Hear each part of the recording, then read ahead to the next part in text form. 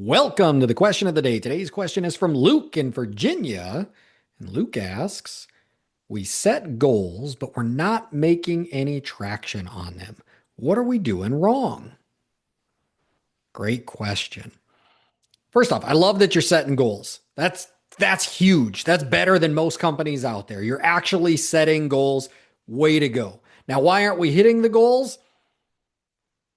I don't know. That's a deep subject, right? Like I'd love to come out and visit. I'd love to ride along with the entire process. So not just like the salespeople, but ride along from the very incoming of the lead to the very like execution and install. I'd love to see where the opportunities are at there because I'm betting that would start to paint a picture of why we're not hitting our goals. And so I guess without being able to do that, I would say a couple of things. Goals have two parts. There's two main parts to goals. There's number one, there's actually setting the goal. And then number two, there's the actionables. Like what are the actions that go into the goals? And so let's talk about those two things. Let's break those two things down. So number one was setting the goal, the actual setting of the goal. So let's talk about that first. Now you've probably heard of SMART goals. And so when you set your goal, you want it to be a SMART goal. And if you're not familiar with that, a SMART goal, the S stands for specific. So you want to be specific. And when I think of being specific, I think of like the five W's and the H, the who, what, when, where, why, and how. Like you learned that in third grade and you told your teacher, why do I even need to know this? Well, this is why you need to know it, to be specific. So when you're writing a goal, you want to be specific. Who's doing this? What are they doing? When are they doing it? You want to be very specific. And I even think of this like kind of like a contract, to be honest. Like I feel like I'm writing up a contract of one party's going to do this and the second party's going to do that. And there is two parties in this, by the way. There's two parties. There's the employee that is setting the goal, and then there's their manager, their leader, because both of you have a part in this. And this is where you're being specific. Employee will do this and manager will do this. You each have a hand in this. The employee should be the one executing, driving the change. The manager is the one clearing the hurdles, providing feedback. But you both have a part in this and be very specific what each of your part is, as if you're writing a contract. So be specific. That's the S. The M is measurable. So measurable. At the end of this goal, whenever this goal time is up, I should be able to clearly see we hit it or we didn't. It should be a yes or no. You did it or you didn't do it. There should be no ambiguity. So it has to be something that you can measure. And I'll give you an example of ambiguity. So let's say I have a salesperson and they're closing at 45%. And we say in quarter two, we're going to get our closing to 50%. We're going to increase it 5%. Now, what exactly does that mean? Does that mean on the last day of the quarter, they're at 50%? Is that 50% over the entire quarter? Is that 50% on just that month? If they hit 50% in the second month of the quarter, but not the third month of the quarter, did they hit it or not? And so maybe this kind of ties back into being specific, but you got to be specific and it has to be measurable. And so usually, like in that example, what I would do is I would stair step it that you're at 45% now going over the next quarter. I want to see you at 46% the first month, 48% the second month, and 50% by the third month. So that way we're like constantly improving and in small chunks.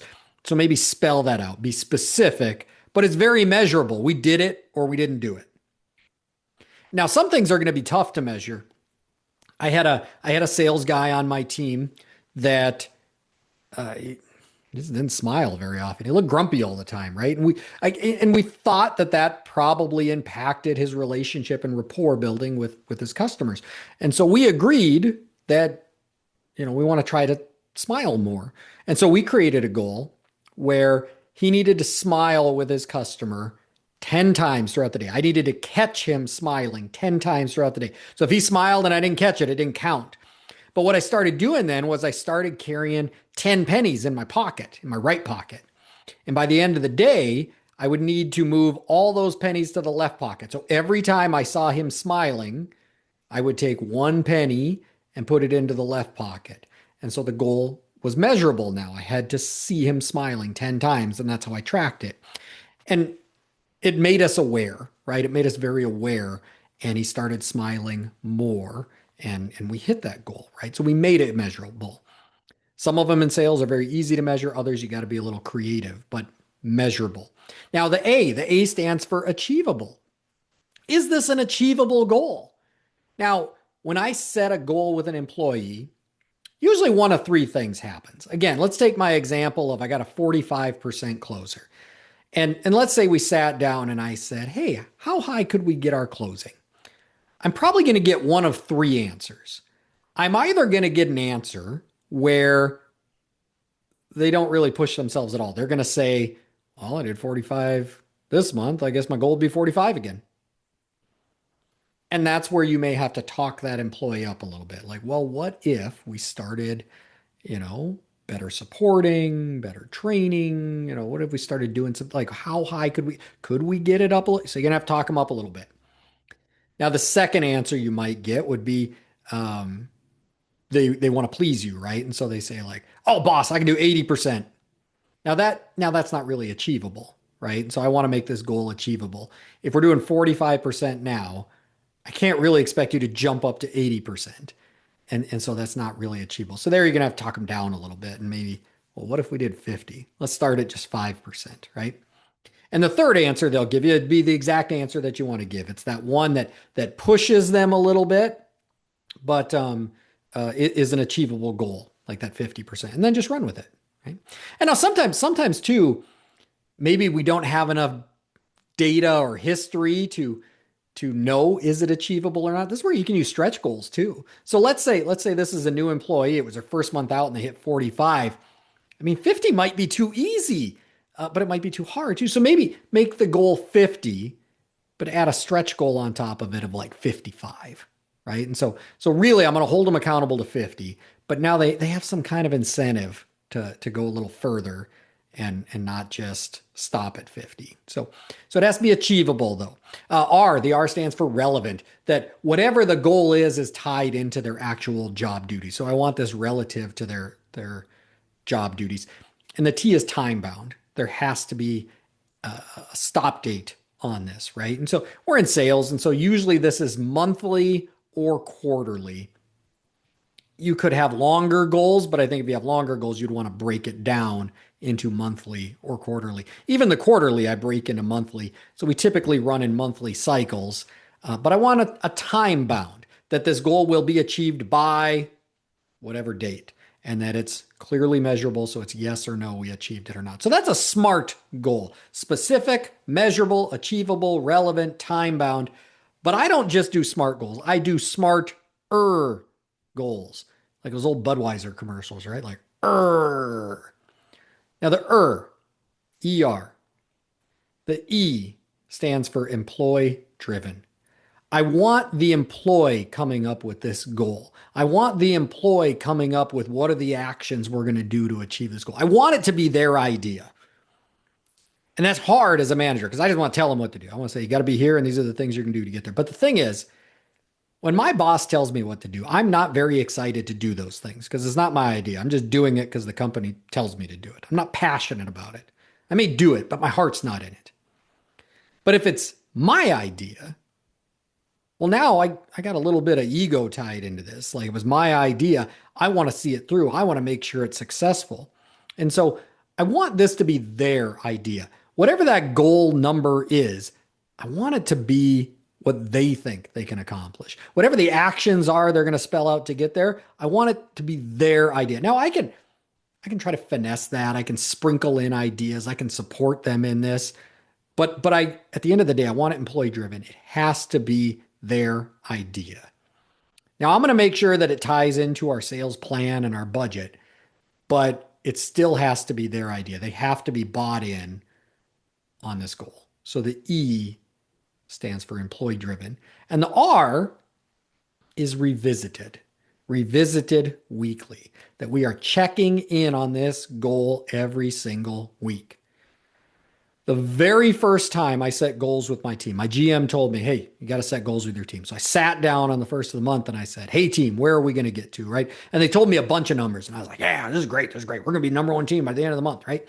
And I never talked about it again the rest of the month until my GM reminded me on the 29th of where we were at for our goals. And I sat down and I said, hey, all right, let's see where we're at on our goals. You said you were going to be here and we're not even halfway. And that was the story across the team. Here we had 2 days left in the month to hit our goals. And it was very obvious we were not going to hit our goals in the last 2 days. I had allowed us to drive into the ditch. And when you're in the ditch, you can't steer back out. You're in the ditch. If you revisit this weekly, you can see that you're drifting towards the ditch. You can take corrective action to not get in the ditch. And that's why you want to revisit these weekly. You should have a weekly one-on-one with your employees. And if your employee should have a weekly one-on-one with your manager, that's where we're revisiting this and seeing, are we on track for the goals that we set? So that's a smarter goal. Specific, measurable, achievable, relevant, time-bound, employee-driven, and revisited weekly. So that's the first part, setting the goal. I want it to be a smarter goal. Now, here's the second part, and this is the part most teams miss. It's the actionables. What are the actions you're going to do to get these results?